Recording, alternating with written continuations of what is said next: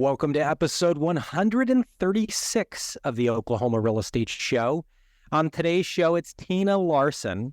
She's the author of Living the High Life, How Smart Co-op and Condo Owners Protect Themselves and Their Investments. She's also a member of the Folsom Group, who audits and helps optimize big buildings, small buildings throughout New York and now expanding around. Tina, welcome to the show. Kind of tell us a little bit about yourself. Thank you so much, Landon. Thank you for having me. I'm very excited to be here, and thank you for that lovely introduction. So I'm from Sweden originally, hence the accent. I'm from New York because I've been here since 1994, so I've actually been here longer than I was in Sweden. And that tells me about my age, right? When I moved to New York... We're going to get it out of the way. When I moved to New York, I worked on Wall Street as a business analyst.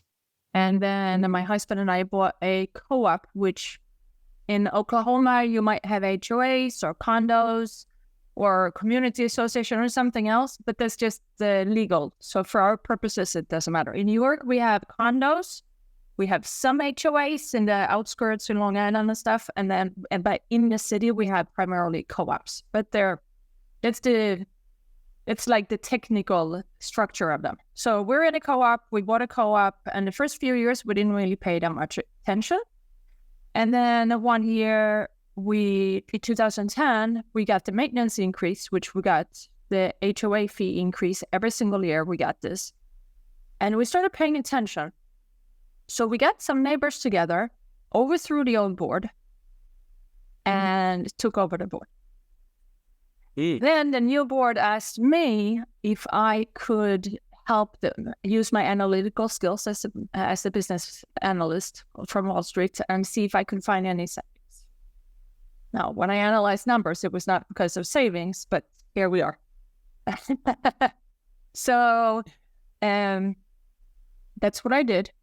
We made some phone calls, eliminated some services, and renegotiated some services. And I helped the new board save $340,000 over the first 3 years.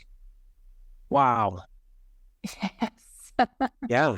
That was a jolt to the bottom line. Yes. So when we were out networking, you know how much everybody wants to meet another financial advisor? That was nobody. So instead of free lunch out of the deal, right? So instead of introducing myself as a financial advisor, I started introducing myself as I helped my co-op save $340,000. And a lot of people asked me, I introduced you to my board. So we hung up shingles and started our business. And it's all word of mouth, but now lately it's still word of mouth, but now it's become more... we're more established. I mean, obviously in the beginning, that's not the case. Nobody else does what we do. So it was not a known industry we created.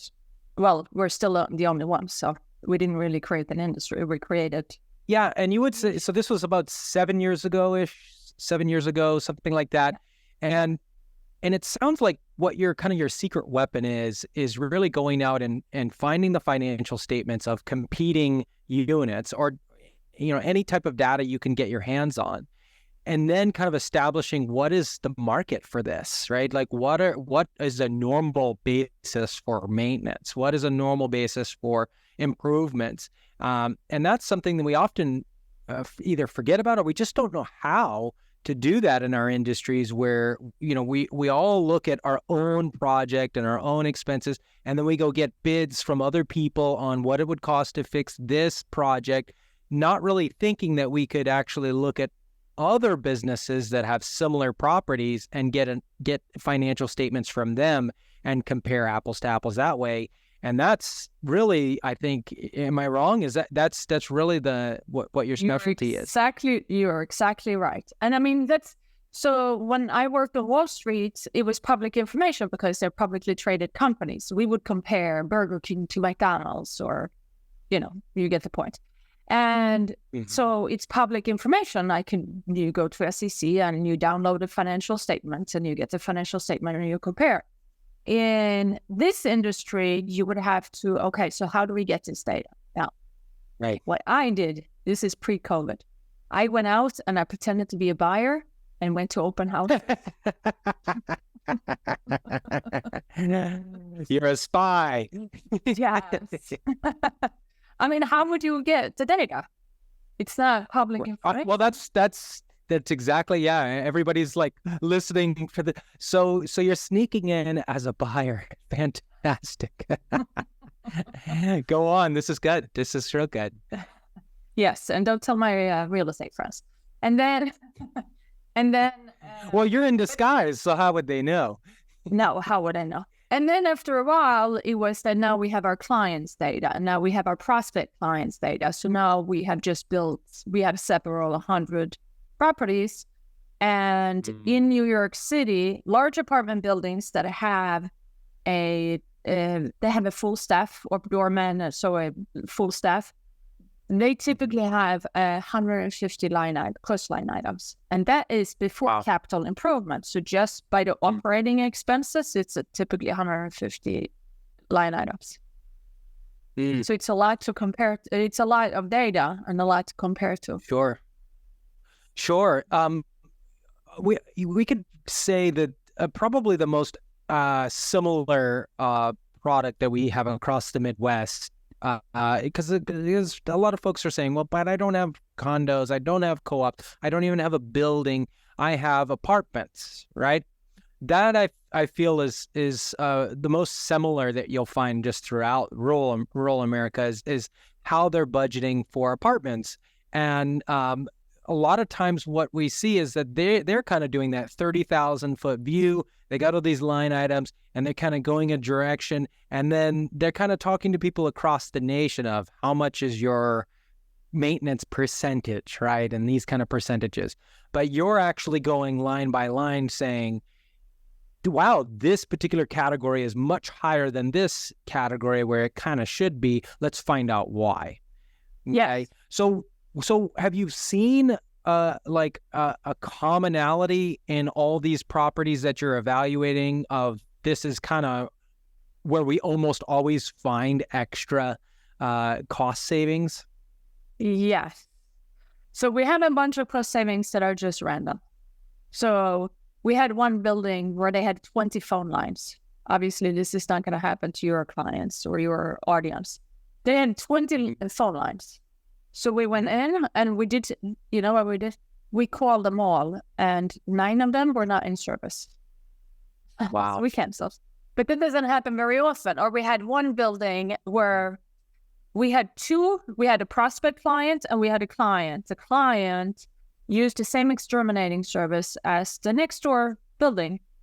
And they were paying twice the price for their weekly exterminating service as the other building, and they were the same size. We're like, with the hit. So they just came down in price. But those don't happen very often. So to your point, what happens most frequently is we reduce not the cost of, ultimately it is the cost, it's the usage of heating, water, electricity, so the utilities, and insurance. Those are the ones that we most often find big savings in. And those buildings remind me kind of, because you might say, a lot of folks will say, yeah, but the units are individually metered. They have their electric bill. So when you're talking about heating and cooling, you may be talking about common areas. Tell me what you mean by your heating and cooling cost. Yeah. So if you're in New York and the landlord is required to provide heating and water. So the building has a meter and provides the heat somehow, either gas, oil, steam, electric, various heat pumps, etc. So the building is required to provide the heat, and the same with the water. There's one water meter throughout the whole building. So only the electricity inside of the apartments is either master meter, sub-metered, or directly metered with the utility. But then there's all the common areas in an apartment building, right? So even if you have a condo owner who owns one unit in a building, their HOA fees or their whatever they call a community association. Sure. Those are the shared costs for the entire building. So the lobby is lit and heated, and there might be water. There's probably water in the basement, and there's a laundry room in the basement in New York. Typically, that laundry room uses gas, electricity, and water. So there are all of these shared expenses which are then passed on to the unit owner. So in your case, if they own one apartment in a complex, their HOA fee includes all of that, and that is the portion that we reduce. So let's get here's a perfect example. So we just recently took over managing a 16 unit, which is 16 townhomes.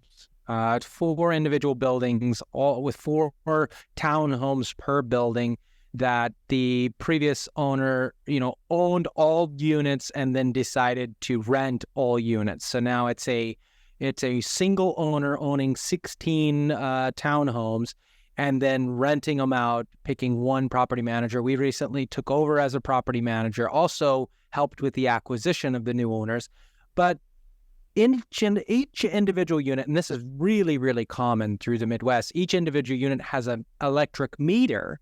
However, the water is all shared. So, this question, I know it's going to come up, and it does come up, which is how do you even begin to try to audit the water in these situations where, you have one line coming in and then you got 16 tenants, and now it is what it is what the answer is. A lot of times people say, well, it is what it is, right? It's what they're going to be using. So how do we optimize water in this case? Yeah, so it's a great point. So, what I would do is, and I haven't analyzed that particular situation, so I'm kind of like pulling a few ideas here. So what I would do, I would go to the Department of Energy and I will say, what is the average use per apartment or house? And they will tell you. Okay, so that's a good place to start. And then if you're below that, that's good. If you're well above it, which we see often, then you want to investigate it, look into it. And maybe you don't even want, if you're just exactly what they are, I think it's 100 gallons. I think it's 100 gallons per user per day, I think, the last I checked. So yeah, that's a good point. So now you're using the averages there, and then if you're way above, maybe now it's like, we do need to get a plumber to take a look at what's flowing through here. Do we have an issue with the supply lines leaking into the sewer or whatever? That's a great point.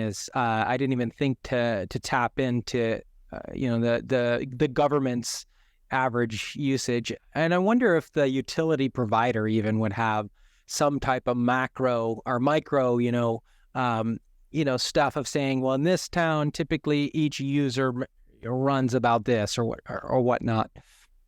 But we find in most of the buildings that we work in, we find that what the Department of Energy, their data, that's what we use as a benchmark. But then, interesting. Think about this. So the largest user, I don't know, when were these complexes built? When were the houses built?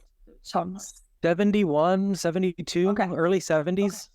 Okay. So their toilet tanks at the time were the size at that standard, which is not the standard right now. Okay. So right now you can buy a vacuum flush toilet that uses 0.8 gallons per flush.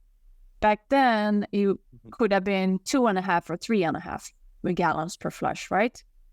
And the new ones that are vacuum pump, they do not use a flapper. And in most cases, the flapper is the biggest problem, that it's old and it's not actually, that there might be leaks from the flapper. They said it nationwide.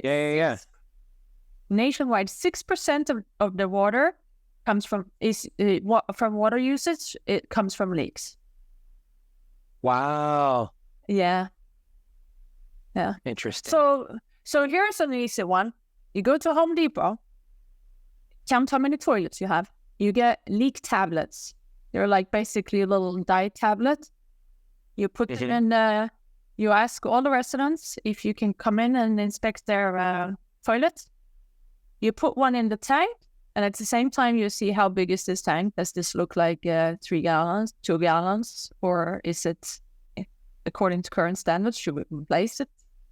And I mean, replacing it, it's not expensive at all. And then while you're testing it to see if it dies, you have to wait a couple of minutes, and then you'll see if there's any kind of color in the toilet bowl, then that means that there's a leak. It's like an internal. And then you just have to check all the hoses and stuff too. Interesting. Yeah. And this is, again, after you already have the evidence that there is higher than normal usage. So you've justified this further inspection and of course the cost or whatever of the maintenance going through there. Okay, so we got a lot of water, and then people. Have you ever messed with the idea of sub-metering, where you didn't have meters before, now you're added meters? Have you ever done that? We have, but it's not in New York City. It's not cost effective. It's very expensive to install them. Yeah. So and it would take many years to recover from that. I mean, the long strategy would be we do it now, then we can recover in the future. But I think what you may run into in your market is just an expectation from the tenants that, well, water's included, right? And then now, if it's not, the water sub-meter can't be done in New York City because we don't even have enough basement space to put all the water meters. And then think about it. So when it comes to electric, you can sub-meter because it's one per apartment. But when it comes to water, you have several lines in the same apartment. So, I mean, it's just an enormous amount of sub-meters. So for water, and at some point we spoke with someone and they said that the water lines don't go like this. There might be like this, and it's not even 100% clear. Yeah. Right. Yeah. We've had some folks talk about, like, Amazon even has these electronic that you would manage in-house the flow of water. Like you would have meters on each individual unit that would report via Wi-Fi or some type of radio signal to a database, and then you as a property manager would then sub-bill that.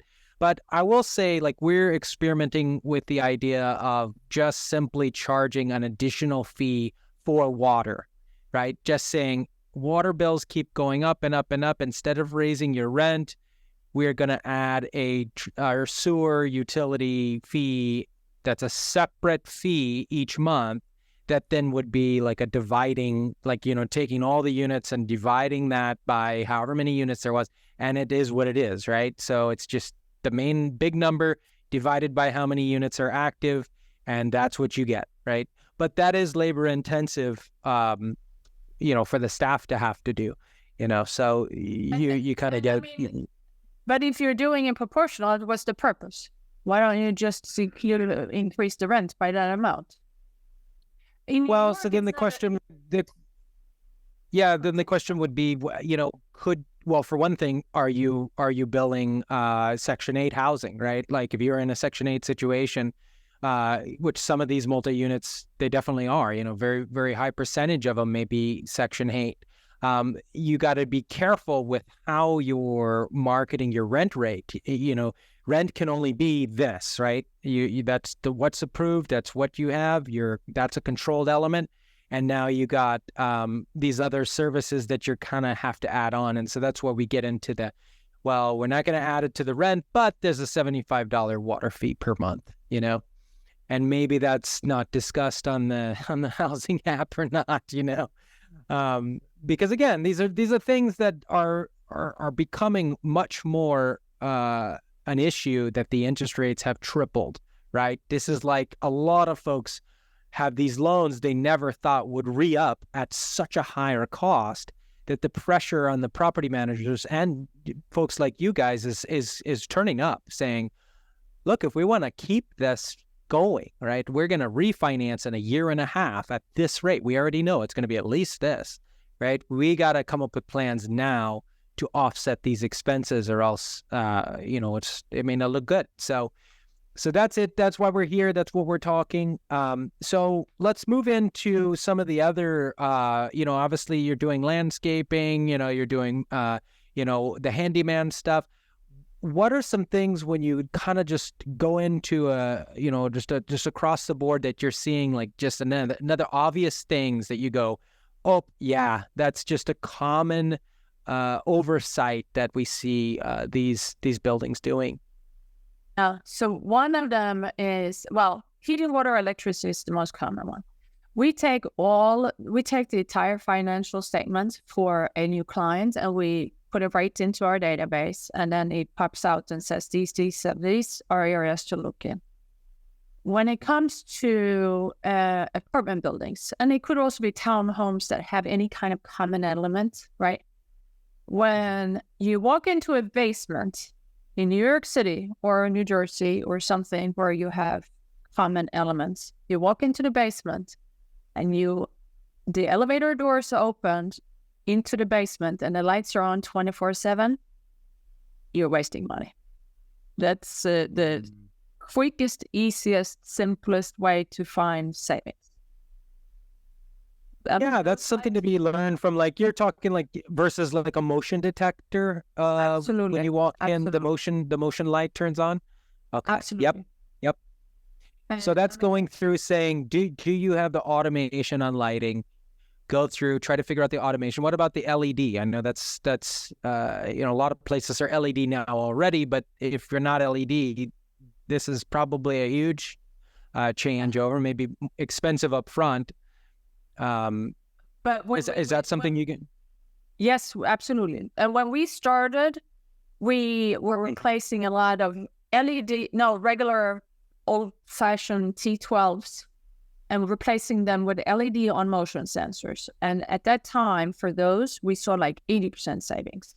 Now we're going from a LED to an LED on motion sensor, so the savings are less because it's already more efficient. But there's still savings. There's no reason to have any lights on 24/7. I mean, can you imagine leaving your apartment, just leaving all the lights on? I mean, it would never happen. You pay for your own electricity. You wouldn't do that. So right. Okay. So now let's kind of transition to a little bit, we've talked about some optimization. And again, I'm sure your book is completely full of so many different ideas. Let's transition into 2024 and 2025, right? I've already, just in my little micro world, I've seen a change in the way the new generation is approaching home buying, home ownership. I've seen the way Travelocity and all these big commercials are, re-emphasizing the idea of it's about experiences in life now, not necessarily owning things. We've really seen a trend to say renting is the future, and renting is great, and renting is what your generation is going to look forward to, because renting will give you the flexibility. You don't have to call people for, you don't want to have to call a hot water tank and then have to, do your own price shopping and get a payment and da-da-da-da. You can just file a maintenance request, right? So there's a lot of benefits to the new generation to renting, but I feel like there's a new kind of a mindset to where kind of two paths we go down. One path is it's a big corporation that's managing me, and I think that way, and I'm just going to approach this from a big corporation managing me mindset, and that may be good to some people who say, I want this big corporation to just take care of me. The other people say, well, now that I have a big corporation managing me, I'm going to take advantage of it as much as I can and try to do all these different work around my late fee, and maybe they won't notice this. And then there's the other side that we kind of have an argument in the industry over, is you have the self-managers, right? Or the small management companies that kind of develop this homey feel and like self-managed or owner-managed. And you have customers that actually look for those kind of rental properties that, oh, well, this management company is really small. They know your name, or it's self-managed. They're going to be able to allow my dog that otherwise these big corporations don't. So have you seen and kind of report back on what you feel the industry's kind of going towards, and what are people, or is there any marketing they're doing different or anything for the new 2024, 2025 tenants? Yeah, so you're absolutely right. It's a huge shift.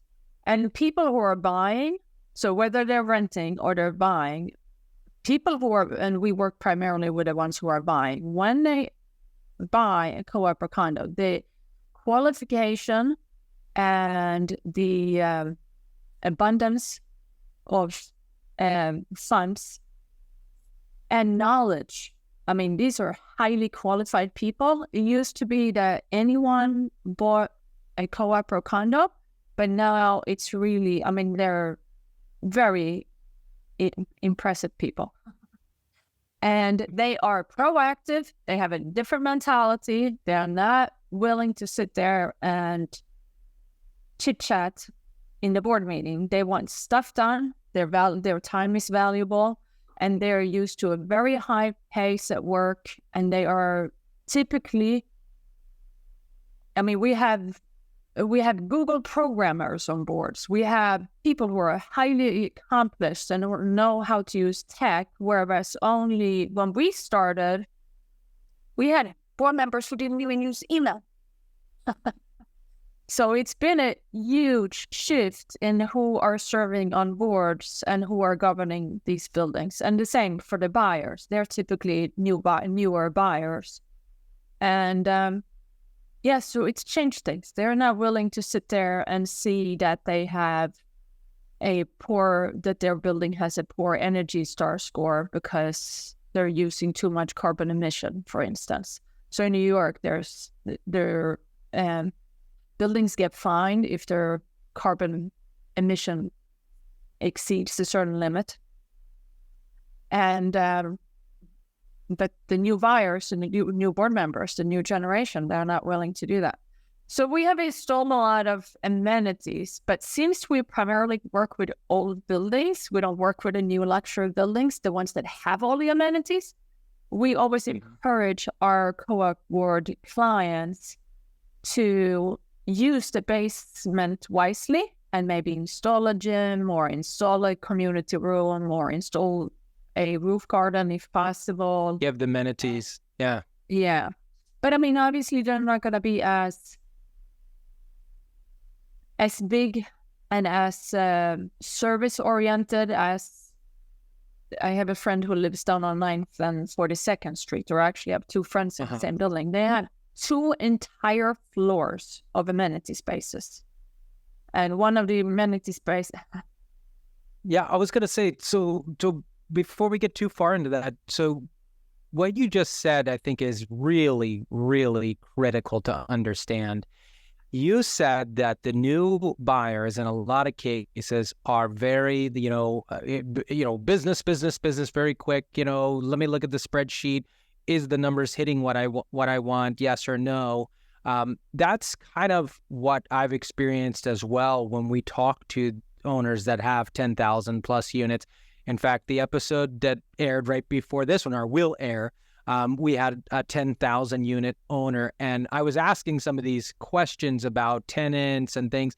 And again, just as we did, we kind of iced right over the top, because in his answer was, well, if the marketing channel's not working, you optimize the marketing channel. Like, that's as granular as he was getting at all when it comes to what is the tenant wanting, what is the future of renting in America. That did not matter. What mattered was if the marketing channel's not operating efficiently, then put a different marketing channel in there. And that's a different whole mindset than I think that we're really used to.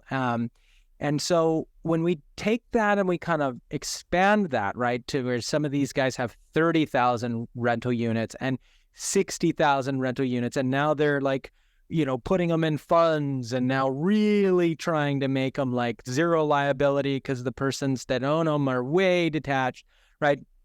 So who is the one that's actually like interpreting the tenant's concerns at that point? Like you would talk in your book a little bit about like the property manager, right? And in New York, it sounds like you have property manager is like the day-to-day interface maybe with the customer, and then the board is kind of managing the property manager. Is that the mindset there?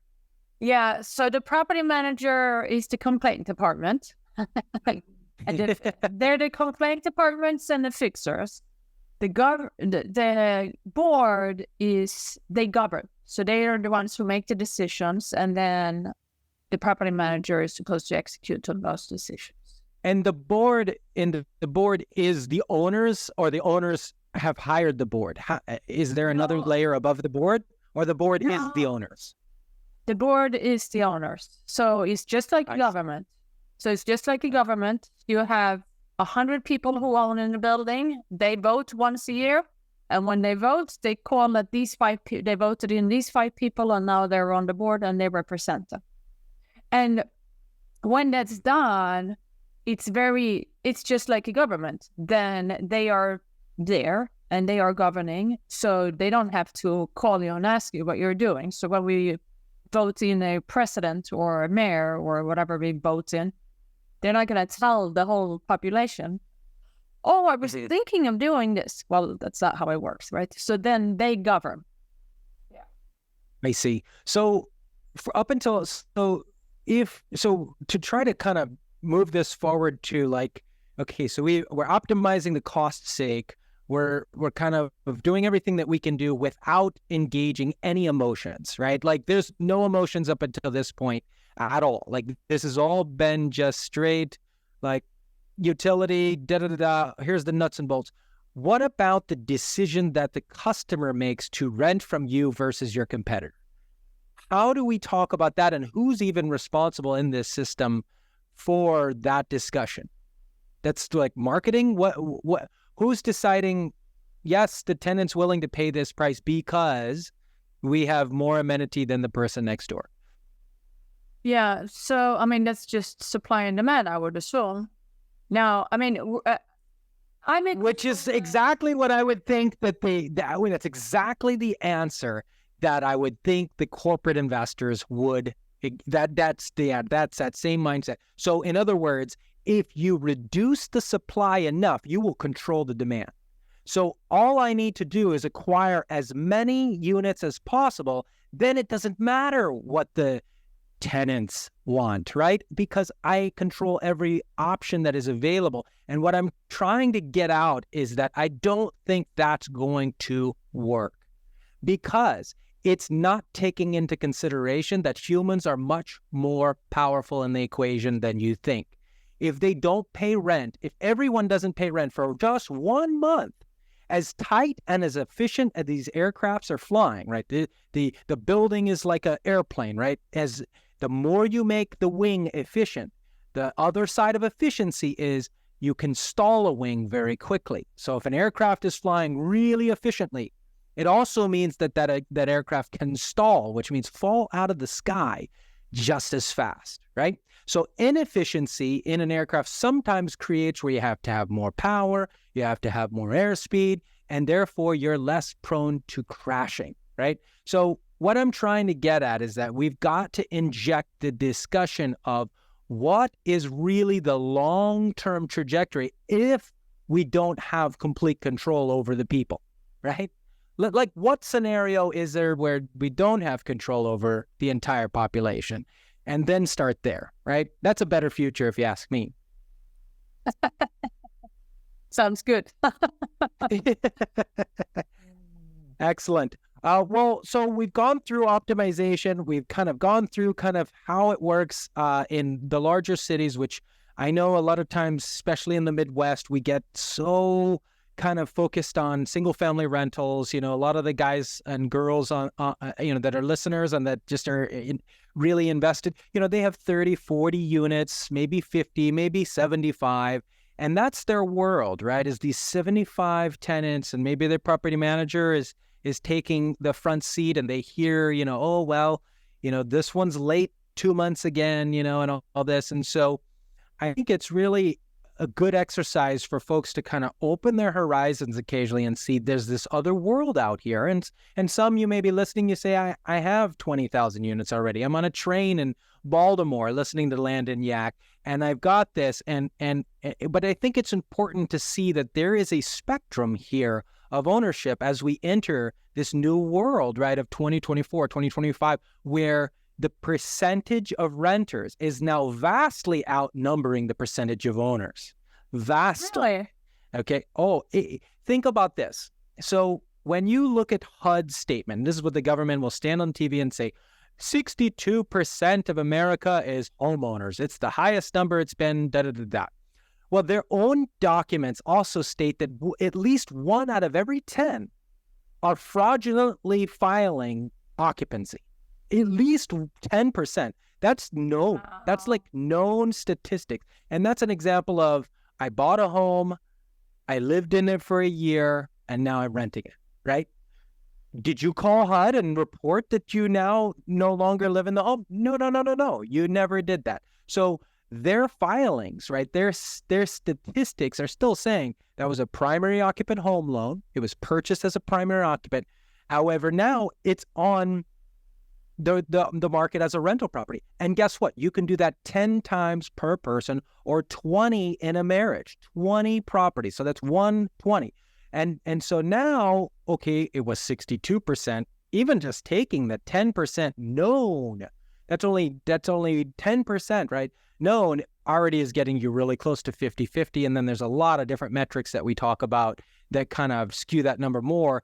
And we really feel like the new number is 70% of the nation are renters right now in America. 70%. That means 7 out of 10 homes when you're driving down the road is filled with somebody renting, not owning. And the president, the White House themselves will say that the number one wealth in the nation is what? Equity in your home. Your home is the number one wealth gaining, which is why there's so much pressure on housing regulation. You want to make it more affordable, as you talk about, let's make it more affordable. For every one regulation you jump over, there's going to be 10 more trying to make it more affordable because it's in America's best interest to keep housing expensive. It's the number one wealth source of Americans. So now we get the real data. Now we understand that in 2024, 70% of everyone in America is going to face a rent bill on the first. And now that we got 70% renting, we have now a shift of the mindset. And so that's why I'm asking, pleading, and maybe I'm going to write a book next and try to tell folks about the mindset shift. It's no longer a house, it's a space. It's a mindset that you're occupying for a temporary sake, and your identity now is not in the home. Your identity is in the experiences that you're able to do in life. And if you look at Travelocity, who, by the way, was founded by the same founder of Zillow, his advertisement and campaign is all about you don't need to own anything. You need to travel more and experience life more, because that's what the future is. You'll own nothing and you'll be happy about it. And of course, I'm telling you, what he said. Yeah. Of course, that's what he says. He's for Travelocity. Yeah, there you go. Exactly. And yeah, he's already sold his stakes in Zillow, so he's good there. But anyways, fascinating topics here. The Folsom Group, I mean, where can people get a hold of you? Who's your ideal customer? Shout out what how can they connect with you guys? Who are you looking for?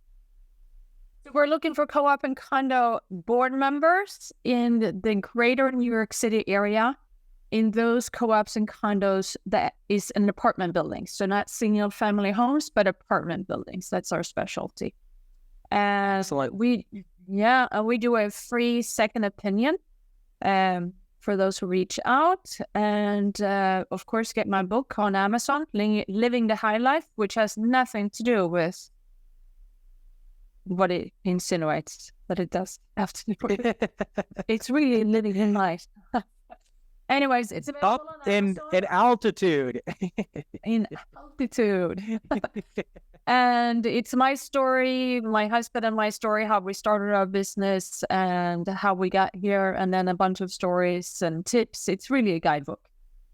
And of course, check out our website, the Folsom Group. That's TheFolson group.com. All right. Well, I appreciate you guys and girls. No, go ahead. Follow me on LinkedIn. I'm very active on LinkedIn. Sorry. Now back to you. Well, yeah, shout out to the LinkedIn.